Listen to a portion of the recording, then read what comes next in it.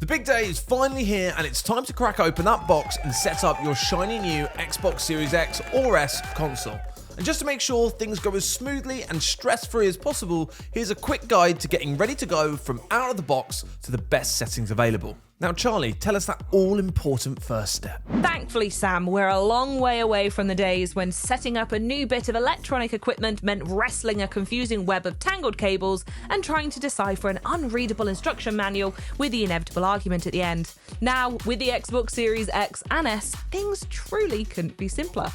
You've only got two cables to play with here, the power supply and the HDMI, which plugs into the back of your TV in the little slot that hopefully is marked HDMI. If it's an Xbox Series X you're setting up and your TV has a HDMI port specifically marked 4K/120Hz, then you should definitely use that one for high-tech reasons we just won't get in here, but don't worry, any HDMI port will do here. Both the Xbox Series X and S can be stood horizontally and vertically, so you should have no problem whatsoever working them into your current setup. Just don't cram them in too tightly, you need to leave a little bit of space for the fans to work and prevent the console from overheating. Once you've got everything plugged in, you can hit the Xbox button on your console to power it up for the very first time. You should probably take a picture or, record a TikTok. You better preserve the moment for posterity. You'll then be prompted to download the Xbox app onto your smartphone from the Google Play or Apple App Store. Open the app up and choose the Setup Console option. Then fire the code on your TV screen into the app and hey presto, your app and console are now linked. From there, the app will take you through a few bits of quick setup to make sure your console has all the right Wi-Fi settings, language selections, and, all the rest. And that's it, your console is good to go. Now onto the controller. Of course, once you've done all that, you're still going to need something to play with, aren't you? Fortunately, the console comes with a delicious Xbox Series X and S wireless gamepad, which also happens to be exceptionally easy to connect. Slap a couple of AA batteries into the back of your controller and press the Xbox button to turn it on. You'll find the little pair button right on the top of your console and on the back of your controller, so hit both of them and voila, you are connected. At this point, you're all set up and ready to play and stream to your heart's content. But if you're looking to fully optimize your experience, Sam's got a couple more options I think it's worth taking a quick look at. If you're setting up this console on behalf of a younger person, you might want to put a few parental controls in place just to make sure they're not traumatizing themselves with horror games, accessing other age inappropriate content, or, going on digital shopping sprees with your card details. Download the Xbox Family Settings app onto your smartphone, open it up, sign in with your Microsoft account, and from here you'll be able to create a child account with customizable limits on what they're able to access. You can choose to only allow content up to a certain age limit, prevent them from talking to unknown players online, monitor their activity, and even set specific time frames and time limits for them. Put whatever restrictions you see fit in place and you can let them experience all the amazing things the Xbox Series X and S has to offer while knowing that they'll be doing that safely.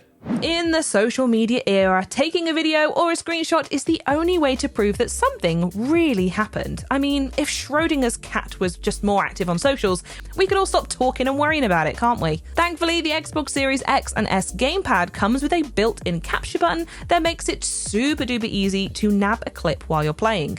If you hop into the console settings app and then go into your preferences, you'll also find a capture and share menu that lets you tailor those captures to your precise specifications, choosing the definition it records in and even the length of the recordings. Obviously, bigger and higher resolution clips will take up more memory. It's not rocket science, folks. So you should use this menu to find your own ideal balance between artistry and economy. Between the rising cost of living and concerns about the environment, we're all looking for places to use less power wherever we can find them, which, as luck would have it, is another thing the Xbox Series X and S has already thought of. In the general portion of the settings app, you'll find a section called Power Options Menu, which lets you choose whether your console goes into full shutdown when it's not in use or stays in sleep mode. The sleep mode option is great if you're planning to use the console's remote features, but choosing shutdown will use 20 times less energy and still allows the console to download stuff while it's powered down. So it's worth switching between the two based on your needs. Mine is personally on full shutdown. And thanks to a recent update, the power options screen also now comes with a handy energy consumption meter that lets you track exactly how much power your console is using and allows you to customize specific elements like how long your console could be left inactive before it automatically powers down. Right out of the box, the Xbox Series X and S will have your games looking and, might I say, sounding absolutely sublime, but it's still worth checking out a couple of settings to make sure you're getting the very most out of your setup. First of all, you want to make sure that your TV is set to game mode. If you're using an Xbox Series X and your TV has a HDMI port labeled game, or I mentioned it earlier, the 4K/120 option, you'll also want to make sure that that's the one you're plugged into. In the TV and display options sections of the settings app, you'll be able to select your refresh rate and resolution, allowing you to prioritize one over the other if you want to. For competitive shooters, that frame rate, I promise you, is going to make all the difference. Lastly, the volume and audio output section will let you play around with the party mixer to make sure you can hear your friends well, but not too well while you're playing together. Of course, setting up the new Xbox console is just the beginning, so be sure to stay tuned, subscribe and ring that bell for more helpful Xbox tips and all the latest news. Bye!